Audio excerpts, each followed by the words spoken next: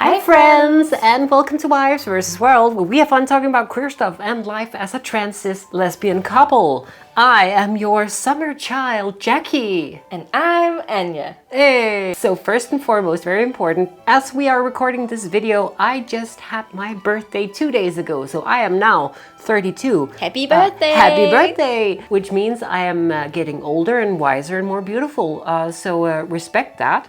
And tell me happy birthday, even though it might be, sometime in the past. Thank you. Second of all, we've been gone for a long while. Sorry about that. It's been pretty busy, hasn't it always? Master cut of us saying it's been busy. Yeah. Baby night. Okay, there's a cat currently using the cat tree that we placed the camera on because we forgot our equipment. What we want to talk about today is something very important to us, and it's what actually makes a good queer story. This is a good queer story, I think. But to get into the details about this topic, I brought with me today a renowned queer author, just published her first book. Very important, very good, very good boy. So we love a good queer story, but what actually goes into a good queer story for us? I'm not a scholar on this particular subject. Are you not? I am not. I am an avid reader and a very passionate enjoyer of good queer storylines. Well, I'm an authority, so... Indeed you are. What's that behind us? Oh, that's my bag! Oh my god! I think a lot of people conflate a queer story with like a coming out, and sure, like a coming out is very important to a queer story, but like sometimes you also want something different, you know what I mean? I've seen really good coming out stories where it's like it's been building to it, or maybe the main character's known it for a while, and then that becomes sort of like the climax. But I don't know, like for me, it's like, of course you have to come out all the time, but like the first initial coming out for me was like a lifetime ago. Yeah. Like that's not a story that's going to resonate, with me that much anymore. What do you think? I always say that I prefer queer stories that are, not that don't. I prefer queer stories that don't focus on coming out or the queerness as an issue. I think those stories are really important, but to me it isn't that interesting, both because I never really had a coming out, as we've discussed before, so to me personally, that just isn't resonating that much. A story like Nimona, for instance, if you haven't seen that, go see it. It's on Netflix, it's really good. Like you have, this is not a spoiler, So you have two characters who are shown from like an early point on, like they're in love, they're like a couple, they kiss. It's very, well, we take this as a given. We go from here. So it's not like you have like, oh, but do I like him? Do I not? Oh no. And oh, what does this say about me? And how will the world react? And oh, and all that. Like you cut that out because at some point, at least for an older queer like myself, I don't know. I've seen it 1,000 times. Like, can we get to the good love? You know what I mean? Keep on making coming out stuff because it's important. It's good, but like, also do make something for a jaded older person like myself, please. Yeah, and also just people with other experiences. Yes. Because I think our experience with the coming out and the issue not being that big of a deal is probably in the minority. So I get why the focus is so much on that, because there are a lot of people who need those kind of stories. Of course. But I guess we want to see something happen. We want to see like the queer people being in some kind of issues that isn't centered around their queerness or exactly. their coming out. Something that is past that. You can go a whole life up until that point, but like for some of us, like coming out felt like a monumental thing that you had to do, but it was by no means like the climax of our personal narratives and stories. I really want to see more stuff that just goes from, yeah, well, they're gay, let's, carry on, Yeah, I think it depends massively on what your personal experiences are and how that has affected your life and where you are in the world and how the people around you reacted and all that stuff, right? With minority stories, it's just important to have more of it in general. Coming out stories are good, important and are good, but we also want different stories that aren't centered around that. And like going back to Nimona, you actually do sort of have like a coming out or an explanation from Nimona herself, themselves, himself, it's a fluid character, but like there is a point where she has to explain like what actually is this whole fluid gender that she's experiencing. That is kind of a coming out. So you have a story that has both. So more of that, please. Another thing, and I know that's going to be very near and dear to your heart, is story with or without homophobia. What do you prefer? So up until I was like an adult, well into my 20s, I hadn't read a queer story that wasn't like about the issue of being queer. That wasn't the center issue, dealing with the world being against you. So when I first read a story where it was kind of a queer normative world, that resonated so infinitely more with me. And I get that a lot of people, they want to see their experiences reflected because the world is pretty hostile towards queer people. Yep. No doubt about it. And that is why there are so many of these kind of stories. But again, to me personally, they just never resonated that much. Both because I have been extremely privileged and haven't experienced a lot of that kind of thing. But also because if I do want some escapism, if I want to go on an adventure, I kind of just get bored with the homophobia thing, you know? I just like I like conflicts that are centered around different things than that. So it's not that I don't think it's important, and again, there are people who won't resonate with stories that aren't taking the hostility of the world into account. But to me personally, I like that. I like queer normative worlds, and that's also why I wrote queer normative world. And plug it, plug that. I prefer reading like sci-fi or fantasy, and like if I am able to suspend my disbelief about like magic or like flying spaceships or stuff like that, just being commonplace things. Like, it just feels like from time to time it's very nice to have some sort of media where my very existence is not, like, you know, the main conflict of a plot or some major setback. There's a lot of historical fiction. Yeah. And usually historical fiction has that as the center issue because historically it's been a bit of an issue being queer. And I like those stories because I get it, you know? It's like the tantalizing thing of being forbidden love. And it is very easy to make that kind of story with queer characters and the world being against them, because that is it's such a low-hanging fruit. It is. I recently saw a post on Tumblr where a person was like, they actually didn't enjoy queer normative stories because they felt like if you took all of that out, then how would they supposed to relate to it? How was the story then queer actually? The experience with homophobia was so ingrained in that person's life and in their experience of being queer, so they just felt that stories that took that out just wasn't for them, just didn't make sense to them.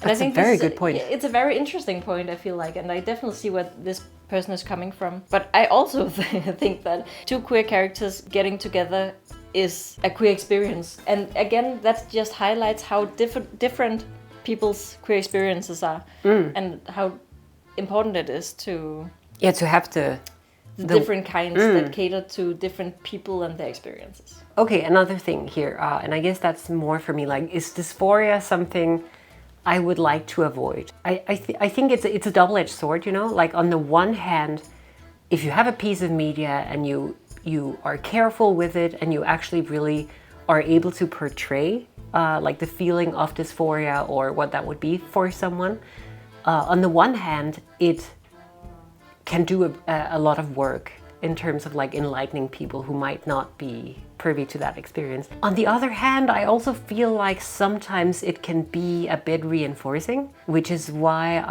I maybe want to say that I prefer reading stories where that's not a big deal. But on the other hand, yeah, I think there's this Canadian writer who writes very, I'll put some pictures here, who writes very contemporary or just about contemporary books, and they're always very bleak and very, like, I would say there's a sadness to them. But I do really like them, and they do a great job of, as far as I recall, actually picturing a very, very good, very realistic trans protagonist.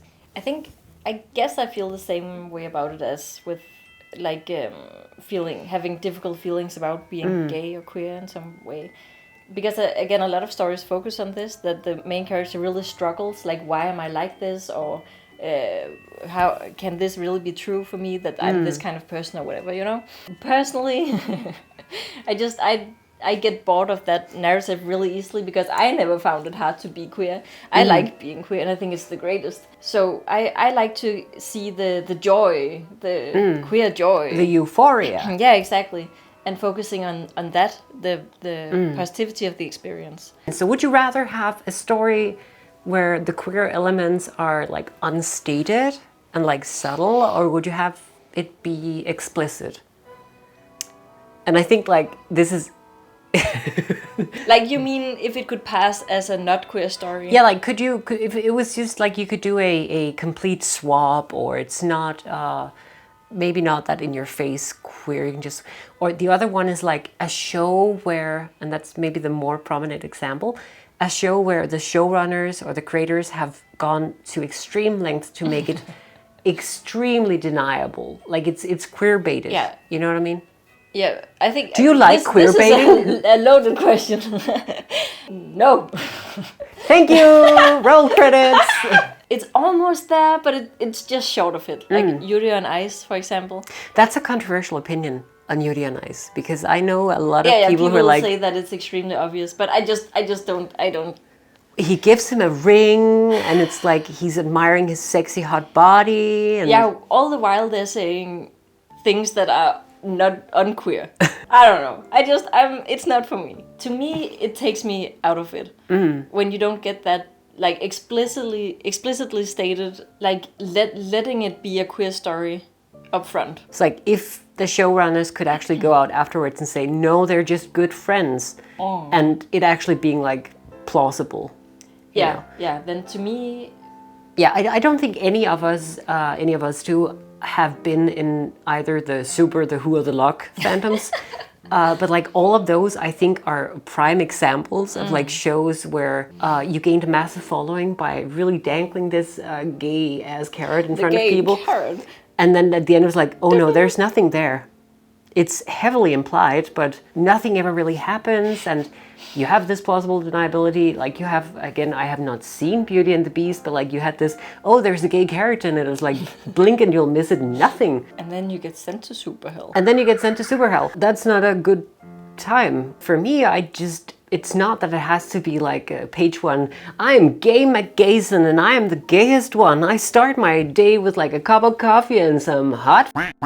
Like it's not like a, oh, I see, there's a story idea, write that one down. I do also want it to be undeniable, you know? Yeah. Like you can't just go out afterwards and be like, no, it's like a cultural thing. They're just like, they're holding hands because bleh, or... They're just sisters. If you can cut something out and it not being relevant to the story, or if you can obfuscate it to the point where people who would otherwise be very homophobic would look at this and be like, ah, what good content, then it's not for me. You know, I want it to be pro-homo. Yeah. Not yes, no homo. Yeah. Yes. What was the other question? My question is, if it's to the point where something is written to where it's just like very heteronormative in a way. Oh. So like if you have a story and you have two queer people and it's like, it's very queer, and obviously like the dynamic wouldn't readily translate to like a straight couple, versus something where, oh, you can just plop it into and like, oh, I'll have the burger and you can have the salad, or something like really. I don't think I've actually seen any. I don't think I have examples. Either. Maybe I'm just fishing here, but like. Like, would you like that? A very heteronormative queer couple in a. What kind of question is this? Do you like heteronormativity? I love it. Would you be in favor of it imposing on everything you like? This is obviously no question. Like, there's not much room for discussion here, I feel like. I guess next question. No more questions. Oh, what's that? That's it. Yeah, I guess these are the things that we go into when we look for good queer representation or good queer stories. Books that can keep us engaged and keep us in the world. And like at some points we also just want to read books about people who are like us without the being us being like the whole issue. You know what I mean? Yeah, exactly. Where your existence is the issue of the book. Like I read a book where...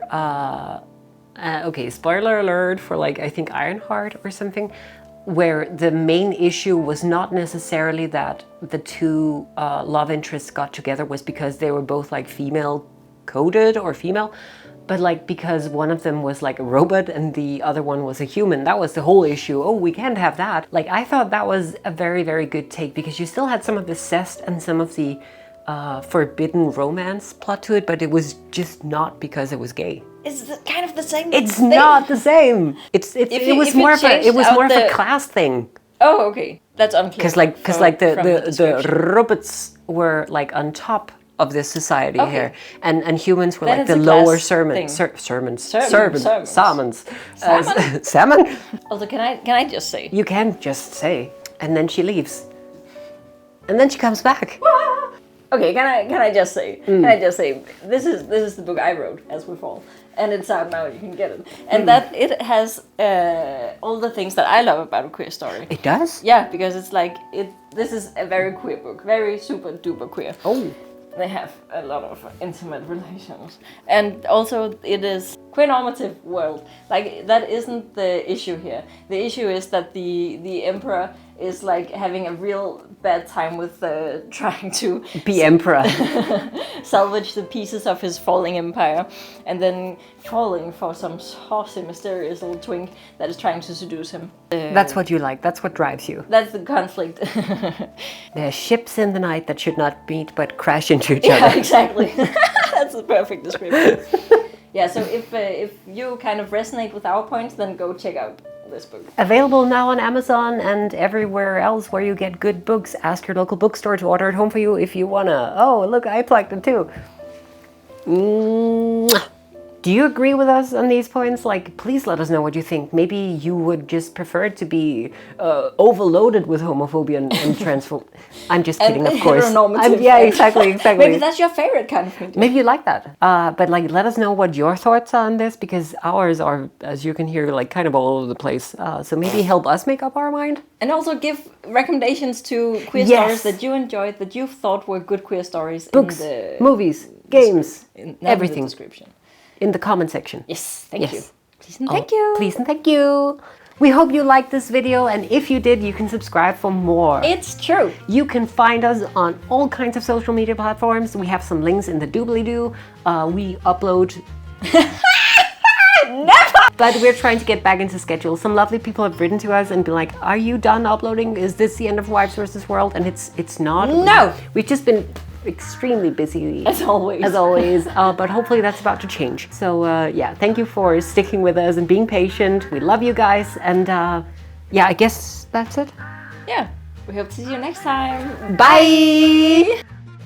So these were the 4 rules of queer life, or at least the 4 rules, or queer the life. Queer life, because you have books called like 12 Rules of Life. Oh, how would you know? As if I read. As if you read self-help books by quacks. I like that I just rock like the T-shirt look. Yeah. You can't see its crop. You can't see your amazing look. It just looks like you're wearing a black T-shirt. I just look really. Okay, you gotta stand up for the camera though. You gotta.